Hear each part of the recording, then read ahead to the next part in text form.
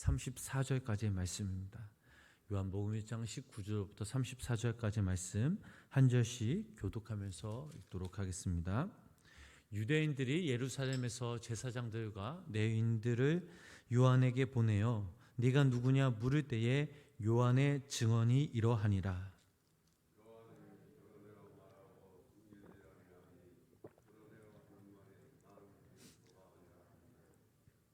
또 묻되 그러면 누구냐 네가 엘리야냐 이르되 나는 아니라. 또 묻되 네가 그 선지자냐 대답하되 아니라.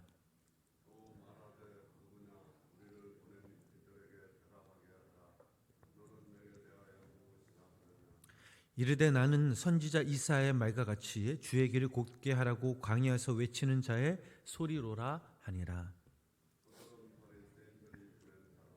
또 물어 이르되 네가 만일 그리스도도 아니요 엘리야도 아니요 그 선지자도 아닐진데 어찌하여 세례를 베푸느냐.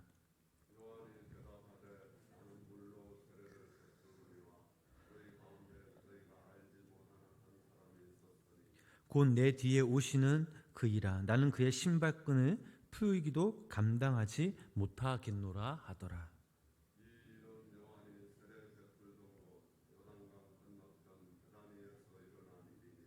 이튿날 요한이 예수께서 자기에게 나아오심을 보고 이르되 보라 세상 죄를 지고 가는 하나님의 어린 양이로다.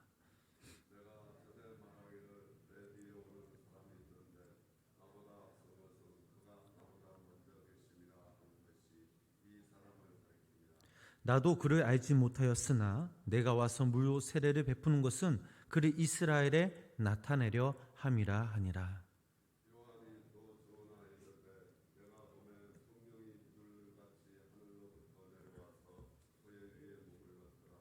나도 그를 알지 못하였으나 나를 보내어 물로 세례를 베푸려 하신 그이가 나에게 말씀하시되 성령이 내려서 누구 위에든지 머문 것을 보거든 그가 곧 성령으로 세례를 베푸는 이인 줄 알라 하셨기에 내가 보고 그가 하나님의 아들이심을 증언하였노라 하니라. 아멘. 오늘도 이 새벽 하나님의 귀한 은혜와 사랑이 우리 성도님들 삶 가운데 함께 하시길 주님의 이름으로 간절히 축원합니다. 요한복음은 예수님이 어떤 분이신가를 증거하는 책입니다. 이로써 믿지 않는 자들에게 예수님을 믿어 영생을 누리게 하려는 책입니다. 요한복음에는 수많은 증인이 등장합니다. 이 증인들은 요한복음의 주인공이신 그 예수님을 소개하는 일도 잊지 않았습니다. 그 본문 19절, 20절 말씀을 우리 함께 읽어보도록 하겠습니다. 본문 19절, 20절 말씀입니다. 유대인들이 예루살렘에서 제사장들과 레위인들을 요한에게 보내어 네가 누구냐 물을 때에 요한의 증언이 이러하니라. 요한이 드러내어 말하고 숨기지 아니하니 드러내어 하는 말이 나는 그리스도가 아니라 한데. 아멘. 자, 이 부분은 유대교 지도자들과 세례 요한의 그 대화로 구성되어 있습니다. 대화의 초점이 어디에 맞춰져 있습니까? 바로 세례 요한이 누구냐, 세례 요한의 그 정체성에 대해 맞춰져 있습니다. 그 당시 세례 요한의 그 상황을 살펴보면 어느 종교 지도자들과 삶이나 메시지가 달랐습니다. 그 당시 세례 요한은 자신들의 우월감에 빠진, 기득권에 빠진 종교 지도자들에게 강력한 회개와 심판의 메시지를 전했습니다. 또한 세례 요한은 다른 지도자와는 달리 낙타토로 만든 옷을 입고 허리에 가죽띠를 둘렀으며 메뚜기와 들꿀을 먹고 광야에 거처를 두고 살았습니다. 그들은 분명 세례 요한의 정체를 알고 싶어 했습니다. 다른 복음서들을 우리가 읽어보면 많은 사람들이 세례 요한을 좋아했는데 이것이 다른 지도자들에게는 분명 부담이 되었던 것입니다. 특별히 세례 요한에 대해 많은 이야기들이 있었는데 첫째로 그가 위대한 설교자라는 이야기입니다. 세례 요한의 설교가 얼마나 충격적이었는지 그의 설교를 듣기 위해서 많은 사람들이 몰려들었던 것입니다. 바리새파와 사두개인들까지 찾아와 그의 설교를 들었던 것이죠. 두 번째로 세례 요한이 바로 세례를 주는 사람이라는 이야기입니다. 그는 요단강에서 회개하라고 외치며 사람들에게 물로 세례를 베푼 그런 선지자였습니다. 심지어 예수님께도 물로 세례를 주었던 거죠. 세 번째, 세례자 이 요한이 정의를 부르는 사회 개혁가라는 이야기입니다. 그는 당시 권력의 정점이었던 헤롯 왕의 부도덕과 비리에 맞서 생명을 내놓고 죽은 사람이었기 때문입니다. 이 세례 요한은 불의를 보면 가만히 있지 않았습니다. 특히 그는 사회 정의에 민감했던 사람입니다. 이처럼 세례 요한에 대해 많은 이야기들이 있지만 사실 그의 본분은 따로 있었습니다. 그가 설교하고 세례를 주며 사회 개혁을 위해 세상에 온 것이 아니었습니다. 그가 이 세상에 온 목적은 바로 오직 예수 그리스도를 증거하기 위함이었습니다. 이러한 세례 요한의 정체가 너무나 궁금했던 그들이 묻습니다. 네가 누구냐? 질문을 이제 구체적으로 나누어 묻습니다. 네가 엘리야냐? 네가 그 선지자냐라고 묻자 세례 요한은 모두 아니다라고 대답을 합니다. 먼저 20절 말씀 읽어보면 나는 그리스도가 아니다라고 말했지만 여기서 중요한 사실은 나는 이 주어가 강조되었던 것이죠. 자신은 절대 메시아가 아니라는 것입니다. 사람들 모두 이러한 세례 요한이 메시아라고 생각했던 것입니다. 세례 요한이 계속 3번씩이나 부인하자 이번에는 노골적으로 묻습니다. 22절 말씀이자 또 말하되 누구냐? 우리를 보낸 이들에게 대답하다. 너는 내게 대하여 무엇이라 라고 하느냐? 쉬운 성경으로 말씀을 읽어보면 이렇습니다. 그러자 그들이 요한에게 말하였습니다. 그렇다면 당신은 누구입니까? 우리는 우리를 보낸 사람들에게 보고해야 합니다. 대답해 주십시오. 당신은 자신을 무엇이라 라고 생각합니까? 라고 물어봅니다. 그러자 세례 요한은 이사야 40장 3절 말씀을 인용하면서 자신이 누구인지를 밝힙니다. 오늘 보면 23절 말씀 읽어보면 이르되 나는 선지자 이사야의 말과 같이 주의 길을 곧게 하라고 강야에서 외치는 자의 소리로다 하니라 라고 말하고 있습니다. 이사야 40장은 1장부터 39장의 그 심판의 메시지가 끝나고 40장부터 66장의 위로와 희망을 주는 그런 메시지로 시작이 됩니다. 그 희망의 메시지를 전하는 것이 바로 광야에서 외치는 자의 소리입니다. 이사야 선지자는 광야에서 그 복음을 전하는 소리가 등장할 것이라 라고 예언했고 이러한 세례 요한이 바로 자신이 바로 그 소리라 라고 말하고 있습니다. 그렇다면 왜 광야에 외치는 자의 소리라고 말했을까요? 세례 요한의 거처가 광야이기도 했지만 그의 심령 속에 광야가 늘 있었기 때문입니다. 광야라는 곳은 아무것도 없는 곳입니다. 사람이 살아갈 수 없는 곳이죠. 인간의 능력으로는 도저히 살아갈 수 없는 곳입니다. 그렇게 하나님만 바라볼 수밖에 없는 자리입니다. 광야야말로 하나님의 음성을 듣는 자리요 성령님을 만나는 자리입니다. 한마디로 하나님의 음성을 듣는 복된 귀와 하나님을 만나는 복된 눈이 시작되는 곳, 이곳이 바로 광야입니다. 오늘날 많은 사람들이 자신들의 욕망이나 권력을 쫓아보고 듣고 말하느라 시간들을 소비하며 인생을 소비하며 살아갑니다. 정치와 사회와 경제와 어느 분야 하나 없이 비틀리지 않는 곳이 없습니다. 저희들 삶 역시 마찬가지죠. 주님보다는 세상 것이 좋아 너무나도 이 세상을 바라보면서 세상의 유혹에 쉽게 흔들리는 우리의 모습을 돌아볼 수 있습니다. 하지만 이때에 저희들은 이런 세례 요한처럼 이 순간, 아니 매 순간순간마다 우리의 심령 속에 광야를 마련해야 될 줄 믿습니다. 이때 우리 스스로가 더욱더 철저하게 그분의 말씀에 순종해야 될 줄 믿습니다. 그때 주님의 음성이 들리고 그때 우리가 하나님의 뜻을 이 광야에서 확인할 수 있음을 믿으시기를 바랍니다.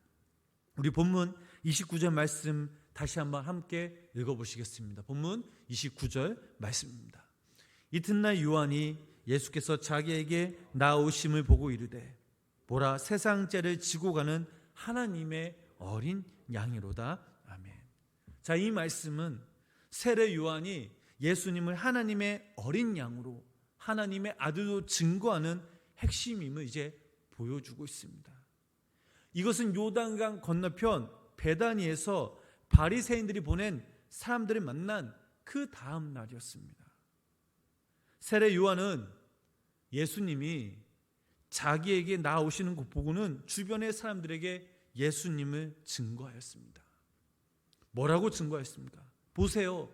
세상 죄를 지고 가시는 하나님의 어린 양이십니다 라고 증거합니다. 이 말의 의미는 다음과 같습니다. 예수 그리스도는 대속의 사역이고 또 다른 하나는 대속 사역의 완성이다라는 것이죠. 하나님의 어린 양이란 출애굽기 12장에 나오는 유월절 어린 양과 레위기 14장 말씀에 나오는 속건 제물로서의 어린 양, 그리고 이사야 53장 말씀에 나오는 예언들은 봉해 살펴볼 수 있습니다. 이 모든 것들이 분명 예수 그리스도의 대속적 죽음을 말하고 있습니다. 즉 유월절 어린 양의 피를 문설주와 안방에 발랐던 집은 죽음의 재앙을 면할 수 있었던 사실과 자신의 죄를 이 어린 양에게 전가시켜 하나님의 희생 제물로 바침으로써 자신의 그 부정을 씻을 수 있었던 진리를 다시 한번 분명하게 증거해 주고 있습니다. 예수님께서는 세상 죄를 떠맡으신 그 어린 양, 곧 하나님께 드려지는 대속 제물로 지금 이 세례 요한이 말하고 있는 것이죠. 그리고 그가 십자가에서 죽음을 경험하셨지만 부활하심으로 말미암아 사망과 죄악의 권세를 이기셨고 이로써 자신의 대속 사역을 온전히 성취하셨던 것입니다. 세례 요한은 계속해서 예수님을 이렇게 증거합니다. 요한복음 1장 15절 말씀에서 요한이 그에 대하여 증언하여 외쳐 이르되 내가 전에 말하기를 내 뒤에 오시는 이가 나보다 앞선 것은 먼저 계십니다 한 것이 이 사람을 가리켜 하니라. 이미 했던 이 고백을 다시 한번 인용하여서 30절 말씀에 세례 요한이 한 번 더 강조하고 있습니다. 요한복음은 예수님이 세례 요한보다 앞서 존재한 분이심을 강조하기 위해 다시 한번 이 세례 요한의 고백을 인용하였습니다. 이 요한복음의 저자 이 요한이 의도적으로 반복한 이유는 분명한 목적이 있기 때문입니다. 요한복음을 기록한 이 목적은 모든 창조 이전부터 존재하신 하나님의 아들 바로 예수 그리스도를 보이는 것이 바로 요한복음의 목적이었습니다. 31절 우리 말씀, 본문 31절 말씀 다시 한번 읽어보도록 하겠습니다. 나도 그를 알지 못하였으나 내가 와서 무료 세례를 베푸는 것은 그를 이스라엘에 나타내려 함이라 하니라. 요한이 또 증언하여 이르되 내가 보매 성령이 비둘기같이 하늘로부터 내려와서 그의 위에 머물렀더라. 아멘. 세례 요한은 이례적으로 자신도 예수님이 누구이신지 몰랐다는 그 말을 31절 말씀에 반복합니다. 세례 요한은 예수님을 알아본 사람이었습니다. 그도 역시 하나님이 말씀해 주시고 또 확증해 주셔야만 아는 사람에 불과했던 것입니다. 세례 요한은 성령이 내려서 누구 위에든지 머무는 것을 보거든 그가 곧 성령으로 세례를 베푸는 이인 줄 알라라는 하나님의 말씀을 들었습니다. 하나님의 말씀을 먼저 들었는데 세례를 줄 때에 예수님 위에 내려오시는 것을 보고 성령이 내려오는 것을 보고 그 마음으로 확신하였던 것이죠. 그렇다면 오늘 저희들 읽은 이 본문 말씀을 보면서 세례 요한이 예수님에 대해 증언하는 그런 모습을 우리가 보았습니다. 세례 요한이 이 세상에 먼저 온 것은 바로 오직 예수 그리스도를 증거하기 위해서였습니다. 예수님이 하나님의 아들이시고 인류의 구원자이시며 세상 죄를 지고 가는 하나님의 어린 양이라는 그 사실을 이 세례 요한은 자신의 삶을 통해 또 말씀을 통해 선포하고 증거하였던 것입니다. 저희들은 인생을 살아가면서 여러 가지 일들로 갈등하며 시달리며 살아갑니다. 하지만 세례자 요한은 그저 단순한 삶을 살았습니다. 그의 인생 밖에는 예수님밖에 없었습니다. 예수님을 모시고 살아가니 하나님께서 그의 삶을 책임져 주셨고 세상과 많은 사람들에게 선한 영향력 있는 그런 삶을 살았던 것입니다. 그의 인생에는 한마디도 겁이 없었고 두려움이 없었습니다. 하고 있는 일들을 그만두는 법이 없었고 때론 그 일 때문에 손해보고 희생하기까지 하였습니다. 우리가 오늘 이 시간이 우리의 본문 이 말씀을 읽으면서 우리 스스로 그렇다면 나는 누구인가? 내가 왜 지금 이 땅에 존재하는가? 내가 하나님 앞에 지금 어떤 모습인가? 우리의 자신을 한번 되돌아보았으면 좋겠습니다.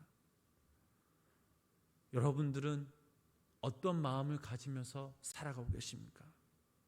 저는 이 본문 말씀을 준비하면서 이 세례 요한이 너무나 부러웠습니다. 나도 과연 저렇게 살아갈 수 있을까? 여러분들은 어떻게 생각하시면서 그렇다면 오늘 이 시간 이 땅에서 어떻게 살아가고 싶으십니까? 아무도 우리의 삶을 모릅니다. 오직 하나님만 아십니다.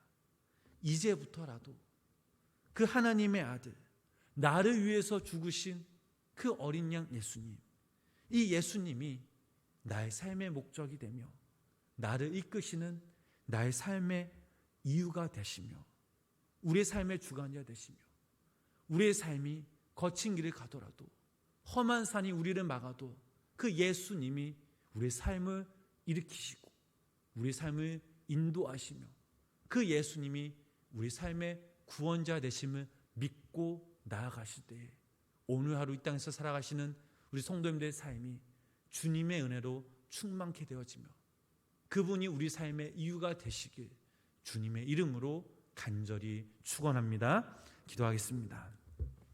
저희들의 삶의 주관자 되신 주님, 오늘도 이 새벽 주님께 나와 찬양하며 기도하며 말씀을 듣게 하시니 감사를 드립니다.